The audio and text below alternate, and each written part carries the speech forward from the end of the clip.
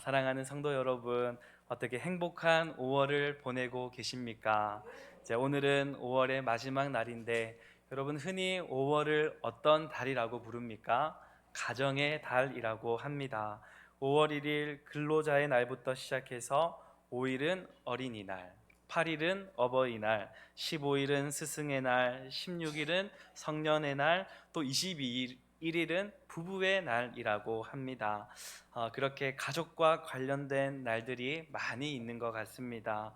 여러분, 가족은 우리에게 참으로 소중한 존재이지만 익숙함에 젖어서 가족에 대한 소중함을 종종 잊고 지내지는 않은가 돌아보게 됩니다.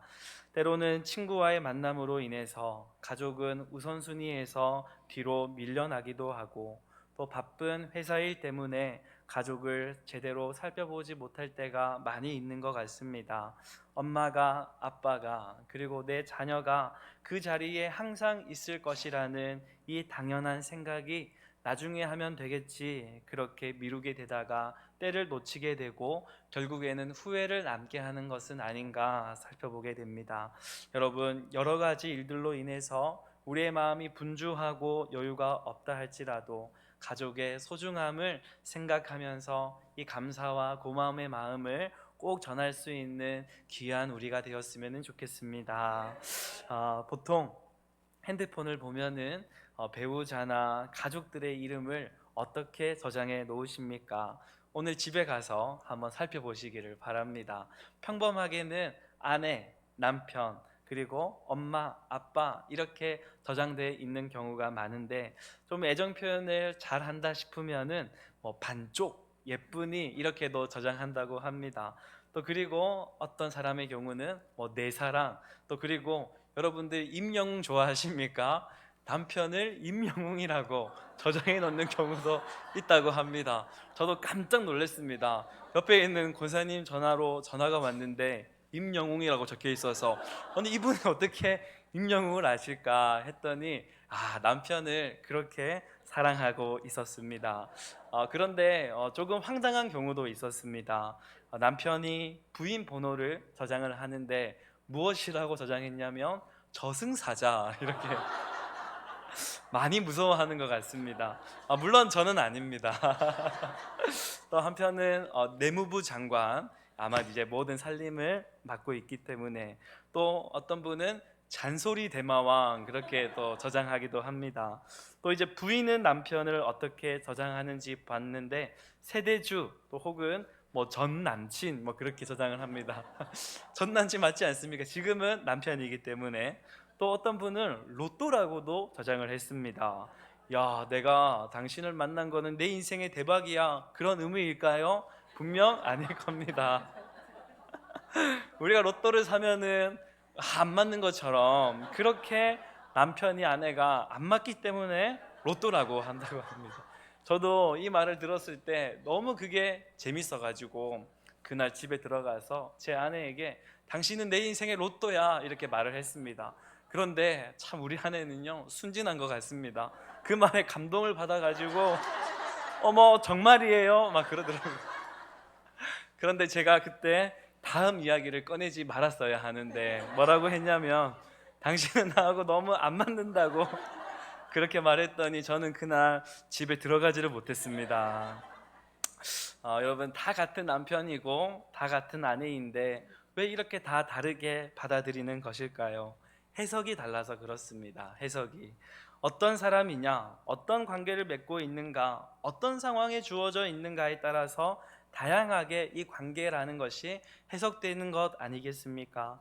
아마도 많은 분들이 가장 가까운 가족과의 관계에서 큰 어려움을 겪는다고 합니다.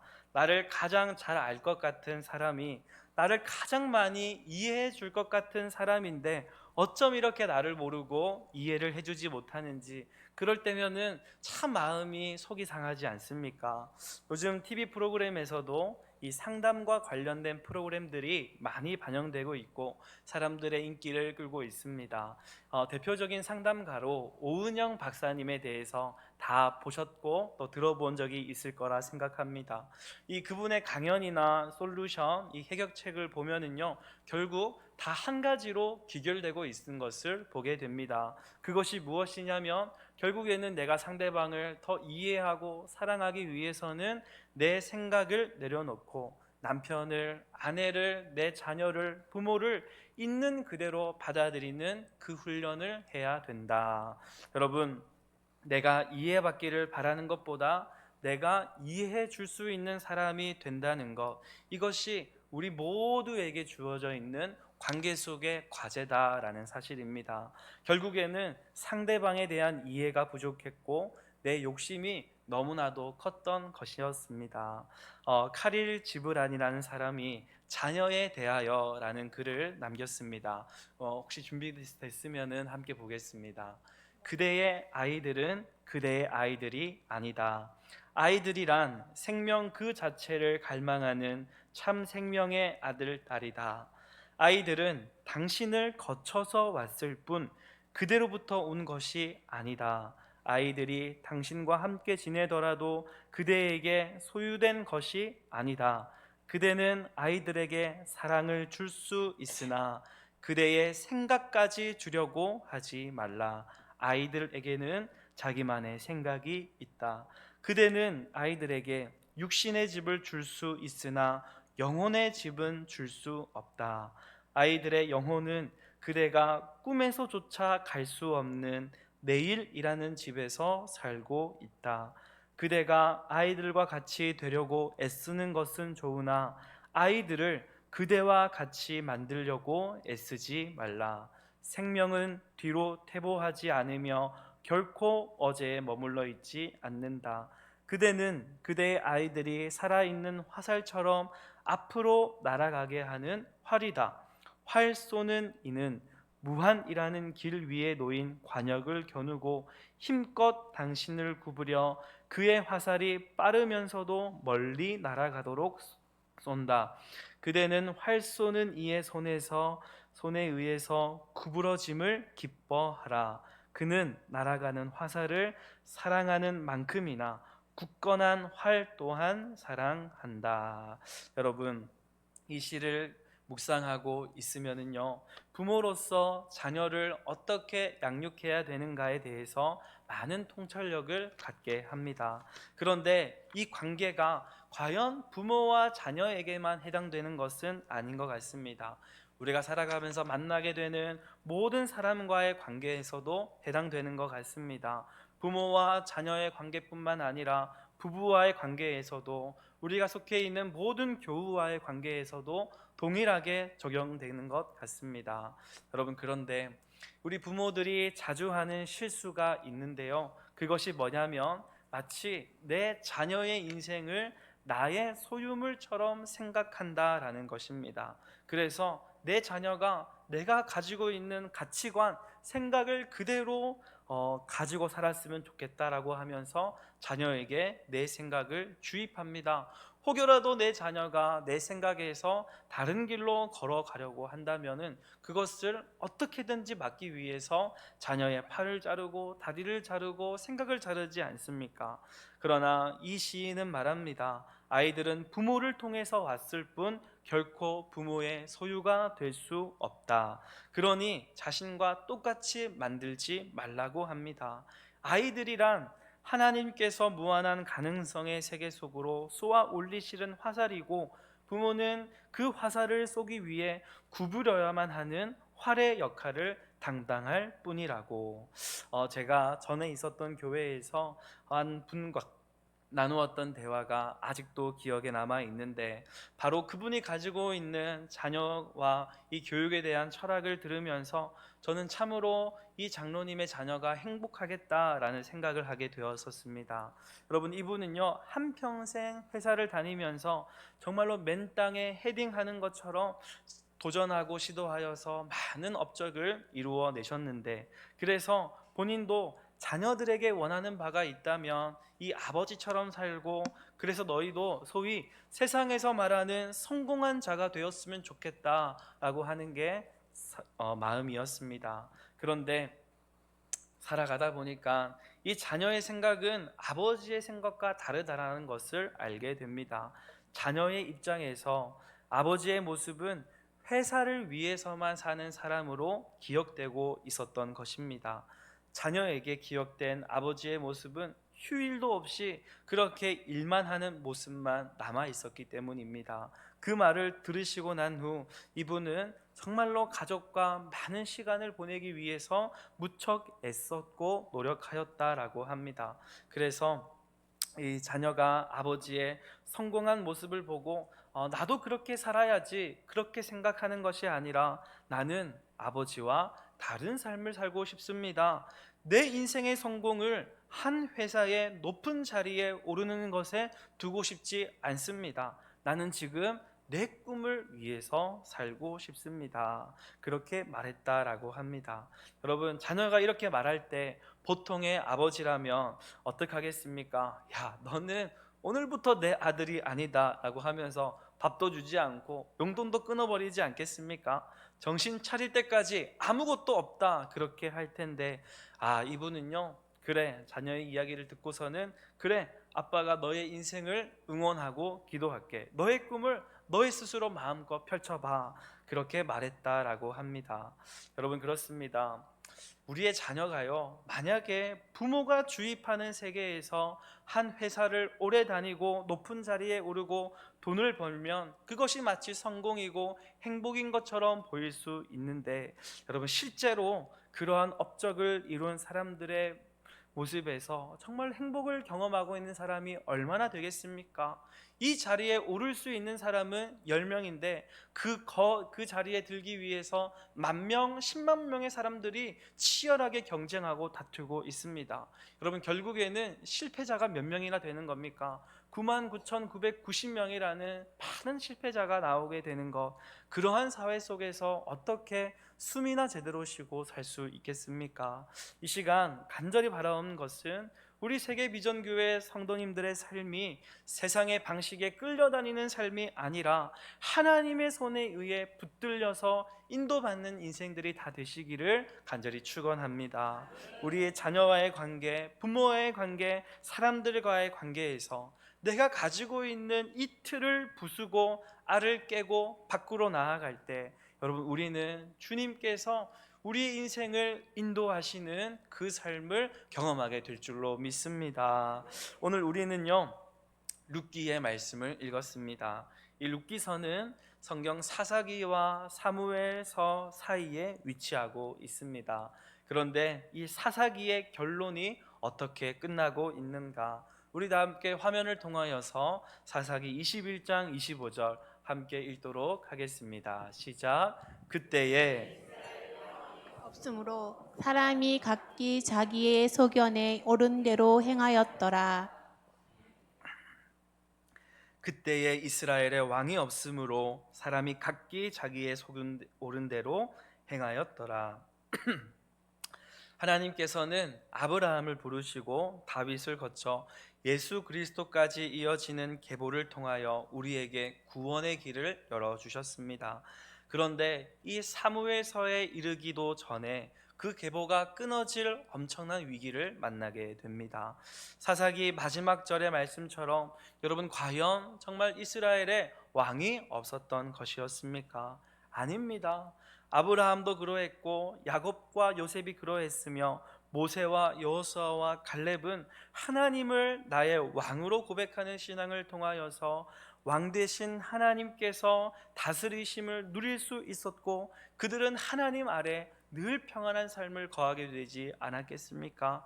그렇다면 문제는 무엇이었습니까? 하나님을 왕으로 인정하지 않는 백성들, 그 마음에 하나님을 두기 싫어하는 그 완악한 마음이 문제였던 것이었습니다.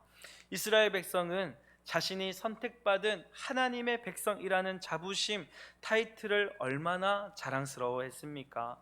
그러나 그들이 아무리 하나님의 선택받은 자라고 할지라도 하나님의 말씀을 따르지 않게 되자 결국 그들을 기다리고 있는 것은 심판과 멸망뿐이었습니다. 그러나 놀랍게도 하나님은 영원히 여호와의 총회에 들어올 수 없는 저주받은 이방인 모압 여인 룻을 통해서 다시금 그 하나님의 구원의 계보가 이어지게 하셨다라는 사실입니다. 여러분, 우리가 룻을 굉장히 아름다운 여인으로 평가하고 있지만 사실 룻이 처음 이스라엘이라는 마을, 베들레헴이라는 마을로 들어왔을 때 그는요, 우리가 지금 보는 것처럼 대단한 여인, 믿음의 여인, 아름다운 여인은 아니었습니다. 그냥 한 이방인에 불과했습니다. 여러분, 그가 어떠한 사람이었습니까? 그녀에게 가능성이란, 삶의 희망이란 아무것도 남아있지 않은 자였습니다. 이방 여인이었고 남편을 잃었으며 시아버지를 잃었고 이제는 어떻게 살아야 하나 막막한 삶뿐이었습니다. 그런데 하나님은 바로 그 여인을 사용하셨던 것이었습니다. 도대체 무엇 때문에, 하나님이 무엇을 보셨기에 그토록 위대한 예수 그리스도의 족보에 이 이방 여인이었던 룻의 이름이 들어가게 하셨을까? 여러분, 룻기를 보면은요, 하나님이 살아계시는 한 어떠한 시대에도 소망이 있음을 우리에게 말씀하는 책입니다. 하나님을 붙잡고 사는 자를 하나님은 책임져 주신다라는 것을 하나님은 룻이라는 여인의 삶을 통해서 우리에게 말씀하고 계십니다. 여러분, 우리의 현실이 어떻습니까? 우리의 가정에 어떠한 위기가 처해 있습니까? 내가 책임지기에는 너무나도 버거운 문제들이 많이 있습니까? 우리가 하나님을 믿을 때, 하나님을 나의 왕으로 고백하며 하나님의 명하시는 인생 살기를 결단할 때, 하나님은 무한하신 사랑으로 우리의 인생을 책임져 주시는 분임을 믿습니다. 우리의 가정을 회복시키실 뿐만 아니라 다시 살게 하여 주셔서 우리의 가정에도 하나님 안에 있는 부흥을 허락하여 주실 줄로 믿습니다. 여러분, 이 하나님의 놀라우신 은혜가 우리의 가정에도 임하기를 간절히 소망하면서 오늘 우리 룻은 어떠한 사람이었는가 세 가지를 통해서 말씀을 나누고자 합니다. 함께 따라하겠습니다. 룻은 함께하는 사람이었습니다. 네, 우리는요 함께하는 사람이 되어야 됩니다. 룻기의 시작은 나오미에게 일어난 불행한 일부터 시작됩니다.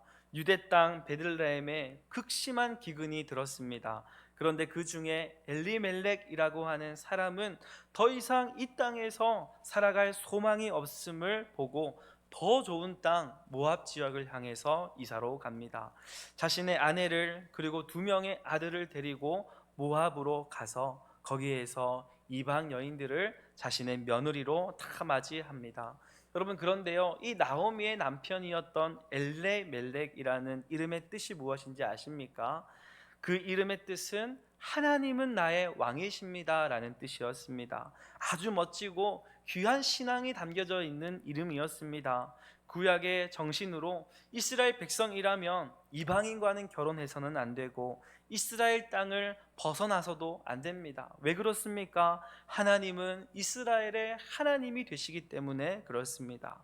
자, 그렇다면 하나님은 나의 왕이십니다 라는 그 이름을 가지고 있는 엘리멜렉은 어떠한 사람이 되어야 마땅합니까? 현실이 고난이고 괴로움이어도 끝까지 하나님을 붙들고 사는 인생이 되어야 하는 것 아니겠습니까? 그러나 그의 이름과는 달리 그는 너무도 현실적으로만 행동하고 있습니다. 마치 하나님을 모르는 사람처럼 세상의 방식에 이끌려서 살아가는 사람이 되었습니다. 여러분, 그런데 그 엘리멜렉이 그렇게 희망을 찾아 떠났지만 그 가정에는 더 심각한 문제를 만나게 되지 않습니까? 엘리멜렉이 죽고 자신의 아들들이 다 그 땅에서 죽임을 당하게 됩니다. 깜짝할 사이에 이 세 여인이 다 과부가 되었던 것이었습니다. 여러분, 그때 시어머니였던 나오미는 두 며느리를 불러서 이제 너희는 너희 집으로 돌아가라 그렇게 합니다. 자기 자신은 나이가 많아서 더 이상 희망이 없지만 너희들은 젊지 않느냐, 집으로 돌아가면은 얼마든지 새로운 삶을 시작할 수 있다 하면서 돌려보냅니다. 여러분, 그렇습니다. 이 나오미는요 자포자기 망연자실의 상태에서도 이 며느리들을 향한 사랑과 애정을 최선을 다해서 쏟아부었던 여인이었습니다. 왜냐하면 며느리마저 자신을 떠나게 된다면 이제 정말 자신의 몫이 어떻게 되는지 보장이 안 되었기 때문입니다. 나오미는 경제적인 능력도 건강도 다 잃어버렸던 여인이었기 때문입니다. 그래서 나오미는 뭐라고 고백하는가? 우리 룻기 1장 20절로 21절 우리 함께 읽도록 하겠습니다. 시작. 나오미가 나오미가 그들에게 그들에게 이르되 이르되 나를 나오미라 부르지 말고 나를 마라라 부르라. 이는 전능자가 나를 심히 괴롭게 하셨음이니라. 풍족하게 나갔더니 하였더니 여호와께서 여호와께서 내게 내게 비어 비어 돌아오게 돌아오게 하셨느니라. 하셨느니라. 여호와께서 여호와께서 나를 나를 징벌 징벌하셨고 전능자가 나를 괴롭게 하셨거늘 너희가 어찌 나를 나오미라 부르느냐 하니라. 이제는 자기는 빈털털이라고 고백하지 않습니까? 또 나이가 많아서 새로운 남편을 둘 수도 없습니다. 설상가상으로 그녀의 건강 상태도 좋지 않습니다. 왜냐하면 이 나오미가 베들레헴으로 돌아왔을 때 룻이 보리 이삭을 주우러 나갈 때 나오미는 함께 가지 못합니다.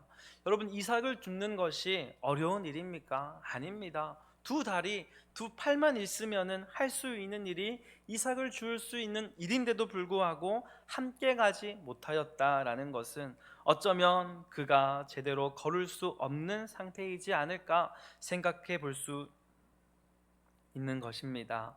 여러분, 한마디로 지금 나오미의 인생은요, 누군가에게 귀찮은 존재가 돼버리고 말았다. 돈도 없고 건강도 잃고 나이도 많은 사람, 사회적 약자의 신분, 누군가의 도움을 받아야만 살아갈 수 있는 사람이 돼버리고 말았습니다. 그런데 놀랍게도 두 며느리 중에 룻은 그런 어머니와 함께 하겠다고 귀한 결정을 내립니다. 우리 룻기 1장 16절 17절 말씀 다시 한 번 더 같이 읽겠습니다. 시작. 룻이 이르되 내게 어머니를 떠나며 어머니를 따르지 말고 돌아가라. 강권하지 마옵소서. 어머니께서 가시는 곳에 나도 가고 어머니께서 머무시는 곳에서 나도 머물겠나이다. 어머니의 백성이 나의 백성이 되고 어머니의 하나님이 나의 하나님이 되시리니 어머니께서 죽으시는 곳에서 나도 죽어 거기 묻힐 것이라. 만일 내가 죽는 일 외에 어머니를 떠나면 여호와께서 내게 벌을 내리시고 더 내리시기를 원하나이다 하는지라. 아멘. 내가 죽으면 몰라도 절대로 어머니를 떠나지는 않을 것입니다. 여러분, 이 고백이 얼마나 놀라운 고백입니까? 아들이 어머니를 모시고 사는 것도 어려운데 며느리가, 그것도 이방인이 그렇게 한다는 것. 나오미가 자신의 고향 베들레헴으로 돌아가겠다라고 했는데 이스라엘 백성들의 따가운 시선을 어떻게 감당하려고 그런 결정을 한 것입니까? 그러나 룻은 어머니와 함께 한다는 귀한 결단을 내립니다. 저는 이 장면을 보면서 무척이나 궁금해졌습니다. 룻이라는 사람이 아니라 나오미라는 사람이 과연 어떠한 사람이었을까? 여러분, 사람은 다 관계의 동물이지 않습니까? 도대체 이 나오미가 모압 땅에서 며느리들에게 어떠한 존재가 되어 주었기에 룻이 이제는 자기의 생명을 걸고서라도 이 어머니를 지키려고 했을까? 여러분, 사람은요, 은혜를 입은 사람에게 자신의 충성을 약속합니다. 생명의 은인이다라는 말이 있지 않습니까?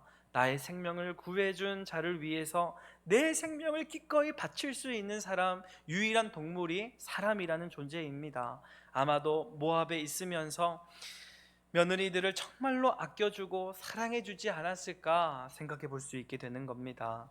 요즘에 이 고부 간의 갈등을 겪는 분들이 참으로 많은데 왜 이 고부 간의 갈등이 갈수록 심해질까? 그것은요, 나의 책임은 등한시하면서도 내가 누릴 권리만 요구하기 때문에 갈등이 깊어지는 것 아니겠습니까? 여러분, 우리는요, 내가 먼저 받기를 바람이 되는 사람이 되어서는 안 됩니다. 내가 며느리로서의 책임, 어머니로서의 책임을 다할 때 여러분, 모든 관계는요, 풀어지게 되고 회복되어진다라는 것입니다. 오늘 이 시간 우리 세계비전의 많은 어머니들이 나오미와 같은 어머님들이 다 되시기를 축복합니다. 무한한 사랑을, 무한한 애정을 우리의 가족을 향하여서 베풀어 줄 수 있는 사람, 내가 죽는다고 해도 나는 괜찮다, 너만 잘 살 수 있으면은 나는 그것으로 만족한다. 내 걱정은 하지 마라. 그러한 마음이 전해질 때 여러분 우리의 관계가요 회복될 줄로 믿습니다. 여러분 그러나 여기에서 끝나지 않습니다. 며느리는 그 어머니의 사랑에 이렇게 보답합니다. 아닙니다. 저는 어머니가 어디로 가든지 항상 함께 할 것입니다. 여러분 룻은 그렇게 모든 것을 상실한 나오미의 곁을 끝까지 곁에서 지켜주는 자, 함께하는 자가 되었습니다. 여러분 우리가 나오미와 룻처럼 끝까지 함께하는 인생이 되었으면 좋겠습니다. 여러분 두 번째 함께 따라합니다. 지켜주는 사람이 됩시다. 10계명 중에 다섯 번째 계명, 그리고 이웃을 향한 첫 번째 계명이라고 할 수 있는 5계명은 어떻게 됩니까? 내 부모를 공경하라라는 계명입니다. 여러분 세계적인 성서학자 한스 요하님 크라우스는 이 계명을 이렇게 해석합니다.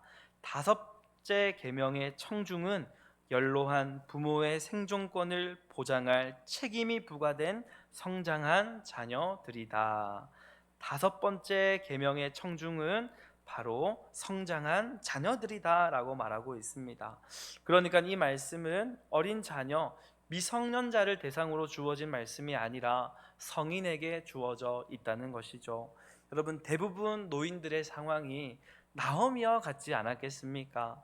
나이는 많이 들고 신체적으로는 병들고 약해져서 여러분 경제적인 능력도 없고 어린 자녀가 부모의 품에서 보호를 받을 때 부모님을 사랑하고 존경하는 것은 자연스러운 것입니다. 그런데 노쇠한 부모일 때 경제적인 능력을 잃어버리고 힘이 없을 때 어떻게 합니까?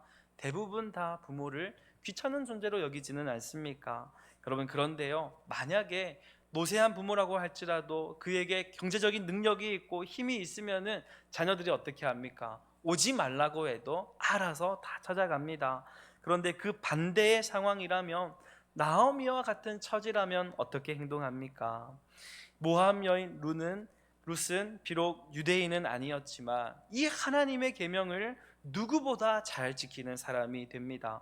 부모를 공경하라, 힘 없고 늙은 부모를 지켜주는 사람이 되었습니다. 여러분 나오미는 스스로 밭에 떨어진 이삭을 줄 힘도 없었지만 룻은 그 어머니를 대신해서 이삭 줍는 일을 마다하지 않았습니다. 어머니의 생계를 책임지고 피를 채워주는 효심이 가득한 모습이 룻의 삶을 통하여 나타나고 있는 것입니다. 여러분 우리도요 누군가를 곁에서 누군가의 생명을 지켜주는 사람이 다 되었으면 좋겠습니다. 여러분 이제 마지막 세 번째 함께 따라하겠습니다. 나누어주는 사람이 됩시다. 룻은 어머니 나오미가 외롭지 않도록 끝까지 곁을 지키면서 자신의 삶을 나누는 사람이 되었습니다. 룻과 나오미의 관계를 보면은 정말 저도 모르게 웃음이 나오고 이 마음에 하나님의 평강이 가득 임하는 것만 같습니다. 룻은요 하루 동안에 있었던 일들을 다 어머니 앞에 와서 이야기하지 않습니까? 마치 아이가 부모 곁에서 제잘제잘 거리는 것처럼 저도 아이를 키우면서 참 행복하다라고 느낄 때가 있습니다. 오늘 목사님께서 오전에 설교하신 말씀처럼 제 광대가 이 하늘까지 솟구칠 때가 있는데요. 그때가 언제냐면 이제 하루의 모든 일들을 다 마치고 이 네 식구가 잠자리에 누웠을 때, 그러면 첫째와 둘째가 막 장난을 치고 아내가 저와 함께 이런 말 저런 말 이렇게 할 때 그 순간이 참 행복하다라고 느낍니다. 첫째는 이 나이도 어린 게 벌써부터 이성 친구에 눈이 뜨여졌는지 막 부끄러워하면서 막 자기 여자친구를 얘기를 합니다. 그리고 막 둘째는 애교를 부리면서 막 안았다가 뽀뽀를 했다가 그러고, 또 아내하고도 하루 동안 있었던 일들을 나누다 보면은 시간이 어느새 자정을 넘기도 합니다.